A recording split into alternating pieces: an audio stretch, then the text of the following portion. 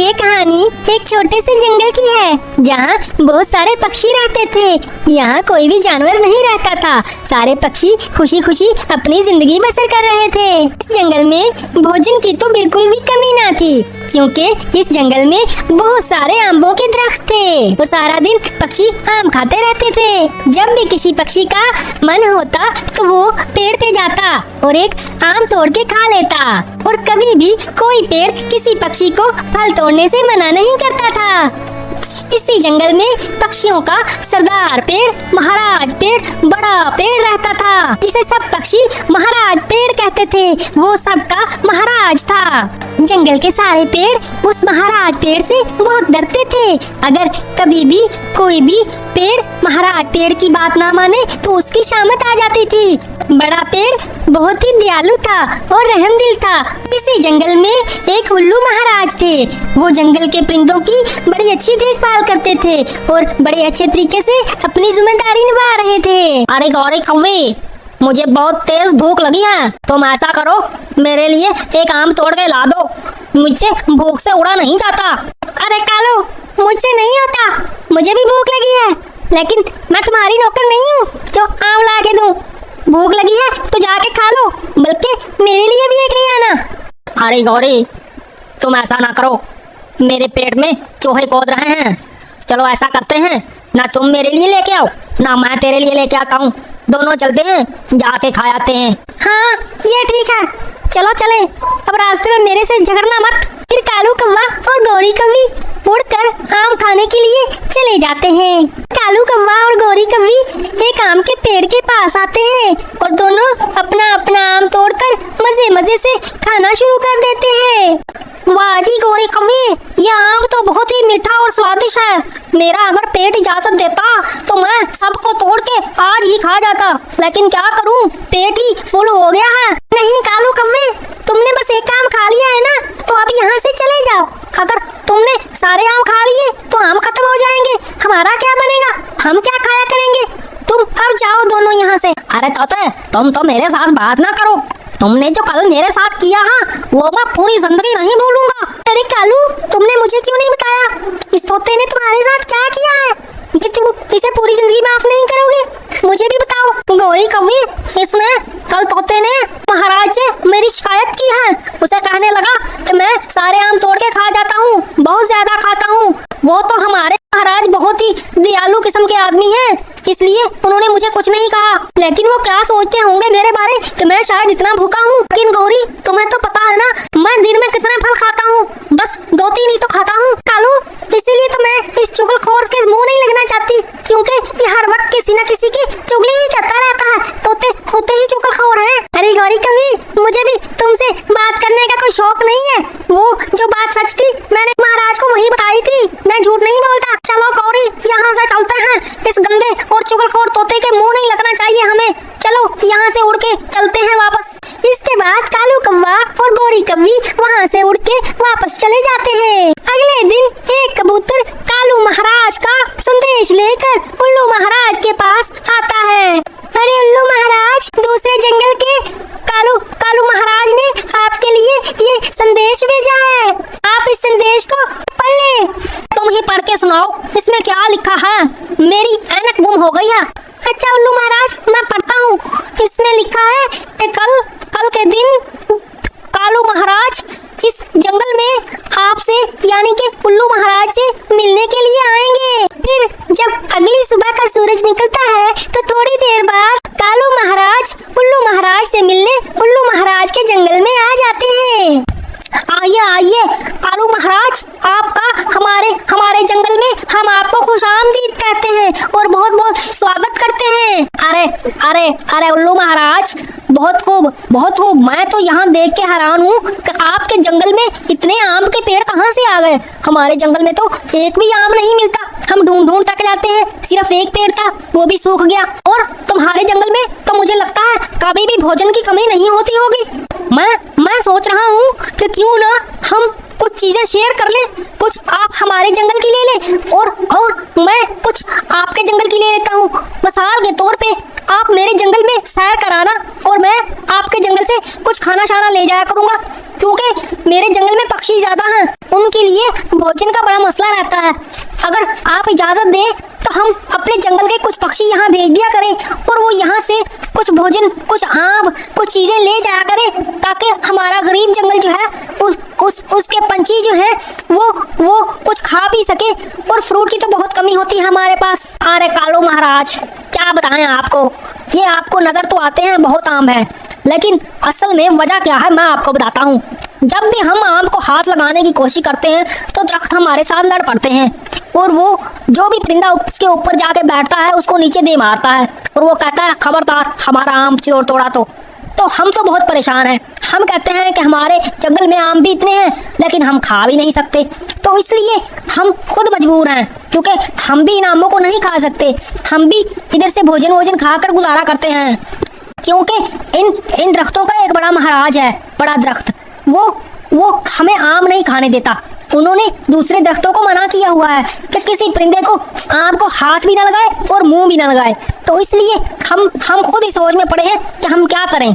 मैं तो खुद सोच रहा था कि जो है ना, कालू महाराज के जंगल में जाता हूँ और उससे कहता हूँ कोई भोजन का बंदोबस्त करे, क्योंकि हमारे पास भोजन की बहुत कमी हो रही है और दिखने के तो आम बहुत लगे हैं लेकिन खाने के नहीं है ये, क्योंकि हम इनको खा ही नहीं सकते, तो ऐसे आमों का क्या फायदा। मैं तो खुद सोच रहा था कि आपके पास चक्कर लगाऊं और भोजन की बात करूं। मुझे तो बहुत परेशानी की बात है कि दरख्त तुम्हें आम भी नहीं तोड़ने देते। हाँ कालू महाराज, ये तो मुझे पता है ना कि मैं अपने जंगल को किस तरह से अपनी जिम्मेदारियां निभा रहा हूँ। कहने को मैं महाराज हूँ, लेकिन जब मेरे पक्षी भूखे सोते हैं तो मुझसे बर्दाश्त नहीं होता। मुझे ही पता है कि मेरे ऊपर क्या बीतती है। उल्लू महाराज की ये सारी बातें पास में खड़ा एक आम का पेड़ सुन लेता है और वो जैसे ही उल्लू महाराज की ये सारी बातें सुनता है वो हैरान हो जाता है। वो कहता है, हैं उल्लू महाराज ये क्या कर रहा है। उसे उल्लू महाराज की ये बातें सुन के बहुत गुस्सा आता है। ये उल्लू महाराज क्या बातें कर रहे हैं। हमने कभी इनको मना किया? हमने तो कभी किसी पक्षी को मना ही नहीं किया। हाँ, पक्षी आपस में एक दूसरे से मना करते रहते हैं। तोता चोरखोर जो है वो कहता रहता है फल ना तोड़ो, लेकिन हम दरख्तों ने तो कभी किसी पंछी को, किसी पक्षी को मना नहीं किया। और ये उल्लू महाराज हमारे महाराज पेड़ की भी तौहीन कर रहा है, उस पे झूठे इल्जाम लगा रहा है। हमको कह रहा है कि हम इन्हें फल नहीं देते। बस अब बहुत हो गया। अब ये बात मुझको बड़े पेड़ तक पहुंचानी होगी। मुझसे मेरा गुस्सा कंट्रोल नहीं हो रहा। इसने झूठ क्यों बोला? ये तो हमें बदनाम कर रहा है, हमको बदनाम कर रहा है, हालांकि हम तो ऐसा नहीं करते। बस बहुत हो गया।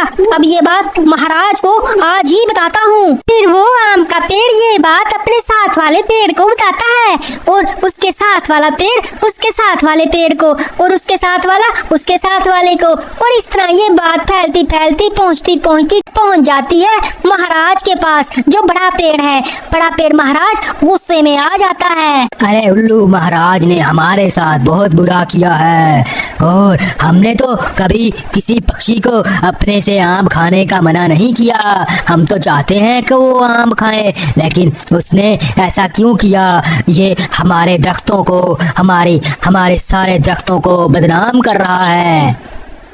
हमने तो कभी इनको फल देने से नहीं रोका, ये तो इतना फल खाते रहे। लेकिन आज उल्लू महाराज ने कौवे महाराज के सामने हमारी नाक कटवा दी और हमें बुरा भला कहा। कौवा महाराज भी क्या सोचता होगा कि इस जंगल के दरख्त इतने खुदगर्ज हैं कि वो पक्षियों को आम भी नहीं देते। बस बहुत हो गया। आज से मेरा कोई भी पेड़ इन पक्षियों को आम नहीं खाने देगा। जाओ ये जंगल के सारे पेड़ों को बता दो कि बड़े महाराज का ये हुक्म है कि आज के बाद जंगल का कोई पेड़, कोई भी आम का पेड़ किसी भी पक्षी को आम खाना तो दूर, आम को हाथ भी ना लगाने दे। थोड़ी देर के अंदर जंगल का बड़े पेड़ का ये हुक्मनामा जंगल के तमाम पेड़ों तक पहुंच जाता है। अगले दिन सुबह होती है। चिड़िया जंगल में एक आम के पेड़ के पास आम खाने जाती है और आम का पेड़ चिड़िया से कहता है,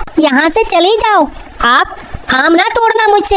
आज के बाद मैं आपको एक भी आम नहीं दूंगा। और ये बड़े पेड़ का हुक्म है कि किसी भी परिंदे को कोई भी आम ना दे, किसी भी पक्षी को कोई भी आम आज के बाद नहीं दिया जाएगा। पेड़ साहब, बड़े पेड़ ने आप लोगों को ऐसा हुक्म क्यों दिया है? क्यों वो चाहता है कि हम ना खाएं आम? तुम जाओ और जाकर बड़े पेड़ से खुद पूछ लो। मुझे अंदर की बात का नहीं पता, बस मुझे पता है कि उसने ये हुक्म दिया है और हमने उसका हुक्म ही मानना है। अब जाओ, यहाँ से चली जाओ, अब ज्यादा मेरा दिमाग ना खाओ। ये सुनकर टूनी चिड़िया वहाँ से चली जाती है। हाय ओए गिर गया मैं, मेरी कमर टूट गई, मुझे क्या हो गया? अरे पेड़ जालिम, तुमने मुझे अपने ऊपर से इतनी जोर से नीचे क्यों गिरा दिया है? अरे मैं तो तुम्हारे ऊपर से आम तोड़ने लगा था, ये तुमने क्या कर दिया? अरे बड़े पेड़ का हुक्म है कि आज के बाद हम में से कोई भी पेड़ पक्षियों को आम नहीं तोड़ने देगा, और अगर किसी भी पक्षी ने हमारे ऊपर से फल तोड़ने की कोशिश की तो हम उसको गिरा देंगे, वो भी पूरे जोर के साथ, ताकि वो कभी हिम्मत ना करे हमारे ऊपर से आम तोड़ने की। हाय, ये क्या कह रहे हो? हाय, अगर तुम लोगों ने हमें आम ना दिए तो हम तो भूखे मर ही जाएंगे। हम क्या खाएंगे? इस जंगल में भोजन तो वैसे ही नहीं होता, एक आम था वो भी नहीं मिलेंगे। मुझे लगता है मुझे ये फौरन बात जाकर उल्लू महाराज को बतानी होगी, ताकि वो कोई एक्शन ले और इन दरख्तों को सबक सिखाए। फिर कालू कौवा उड़ना शुरू कर देता है और सीधा उल्लू महाराज के महल की तरफ चला जाता है। उल्लू महाराज, अब हमारा क्या होगा? बड़े पेड़ ने तो सारे पेड़ों को मना कर दिया है कि किसी भी पक्षी को कोई भी आम ना दे। अब हम कहाँ से खाना खाएंगे? हम भोजन के बिना मर जाएंगे। हाँ महाराज, मैं भी ऊपर से फल तोड़ने लगा था तो पेड़ ने मुझे जोर से पकड़कर जमीन पर दे मारा कि मेरी कमर की हड्डी हिल गई है, अभी तक कड़कड़ कर रही है। हाँ, अच्छा, चलो फिर ऐसा करते हैं, हम बड़े पेड़ के पास खुद जाते हैं और उससे पूछते हैं कि बड़े पेड़, तुमने ऐसा क्यों कहा है कि पंछियों को फल ना देना? तो उससे जाके पूछते हैं कि क्या वजह है कि सारे पंछियों को फल नहीं दिए जा रहे, कोई भी दरख्त पंछियों को क्यों फल नहीं दे रहा। आओ सारे चलते हैं और जाके खुद ही पूछते हैं, पानी का पानी दूध का दूध हो जाएगा आज। और फिर उल्लू महाराज बड़े पेड़ के पास पहुंच जाते हैं। अरे तुम सब पक्षी यहाँ पे क्यों आए हो? मुझे तुमसे कोई बात नहीं करनी, जाओ चले जाओ यहाँ से, इससे पहले कि मुझे और गुस्सा आ जाए। उल्लू महाराज, तुम चले जाओ और इनको यहाँ से ले जाओ मेरी नजरों से। अरे बड़े पेड़, आप हमसे क्यों नाराज हैं? वजह तो बताएं, बिला वजह भी कोई किसी से नाराज होता है? हाँ बड़े पेड़ साहब, आपने हमको फल देने से मना किया है। मुझे दरख्तों ने बताया है कि बड़े महाराज ने मना किया है कि किसी भी पंछी को फल ना देना। अगर हम आपके मीठे मीठे फल नहीं खाएंगे तो हम जिंदा कैसे रहेंगे? उल्लू महाराज, हम सब पेड़ों ने तुम्हें बहुत आम दिए, लेकिन तुमने क्या किया सोचा है कभी? तुमने हम पेड़ों की नाक कटवा दी, तुमने हम पेड़ों के साथ बहुत बुरा किया। मैं सोच भी नहीं सकता कि तुम ऐसा कर सकते हो, इसीलिए मैंने फैसला कर लिया है कि आज के बाद मेरा कोई भी पेड़ आप पंछियों को एक आम भी नहीं देगा। अरे बड़े पेड़, पहले हमें ये तो बता दें कि हमने आखिर ऐसा क्या किया है जो सारे दरख्त हमसे नाराज हो गए और हमको आम भी तोड़ने नहीं दे रहे। बड़ा पेड़ उल्लू महाराज को बताता है कि उल्लू महाराज ने किस तरह कालू महाराज के सामने हम सब पेड़ों की बुराई की थी और बहुत ज्यादा बुराई की थी। अरे बड़े पेड़, तुम भी ना बच्चे ही हो, तुम जो सोच रहे हो वैसा कुछ भी नहीं है। तुम समझते हो मैंने तुम्हारी बुराई की थी, अरे वो बुराई नहीं थी, वो तो एक चालाकी थी। वो कालू महाराज कह रहा था कि तुम्हारे पास बहुत आमों के दरख्त हैं और हर तरफ आम ही आम हैं, और इतने आम हैं कि तुम्हें तो कभी भोजन की जरूरत ही नहीं पड़ती होगी। तो मैंने उसलिए ये सोचा कि कहीं हमारे बाग को, हमारे जंगल को और हमारे जंगल के पेड़ों को नजर न लग जाए, क्योंकि कालू की नजरें बहुत तेज होती हैं। पिछली बार भी वो नजर लगा गया था और हमारे पेड़ सूख गए थे और आम देना छोड़ गए थे।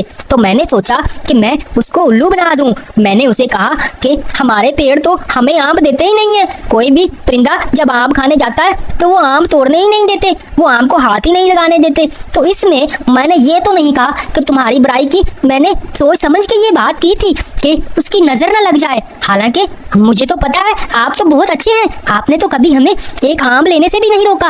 लेकिन कालू महाराज का पता है वो अच्छा नहीं है, उसकी नजर बड़े बड़े जंगल तबाह कर देती है, इसलिए मैंने वो बात की थी। हाय रे, मैंने क्या कर दिया? मैंने बिना सोचे समझे ही सारे जंगल के दरख्तों को, पंछियों को आम देने से मना कर दिया। ये मैंने क्या कर दिया? मुझसे गलती हो गई, मुझे माफ कर दो उल्लू महाराज, मुझे माफ कर दो। नहीं बड़े पेड़, आप माफी ना मांगे, गलतफहमियां हो जाती हैं। ये सारा कुछ एक गलतफहमी की वजह से हुआ था और इसमें आपका कसूर नहीं है। बस आपने समझा कि शायद उल्लू महाराज ने ये सच में बुराई की, लेकिन उल्लू महाराज सिर्फ इसलिए कह रहे थे कि नजर न लग जाए। तो आप माफी ना मांगे, कोई बात नहीं है, ऐसा हो जाता है। इसमें आपकी कोई गलती नहीं है और ये सिर्फ एक कंफ्यूजन थी जो अब दूर हो गई है। इसके बाद बड़ा पेड़ सब पेड़ों को ये हुक्म जारी करता है कि सारे पेड़ दिल खोलकर पक्षियों को आम देना शुरू कर दें। आज के बाद कोई भी पेड़ किसी पक्षी को आम देने से मना नहीं करेगा। और यूं जंगल में खुशियाँ वापस आ जाती हैं। सारे परिंदे खुशी खुशी जितना चाहे आम खाते हैं, लेकिन तोता अभी भी बाज नहीं आता। वो अक्सर कहता है कि कालू कौवा बहुत आम खाता है। वो सिर्फ कालू कौवा ही नहीं, वो गोरी कौवी के पीछे भी पड़ जाता है। कभी कभी तो वो जंगल के हर परिंदे को कहता है कि तुमने आम खत्म कर देने हैं, लेकिन कालू कौवा उसकी बातों का बुरा नहीं मनाता। कोई भी पंछी उसकी बातों का बुरा नहीं मनाता। इस तरह सारा जंगल खुशियों से भर जाता है।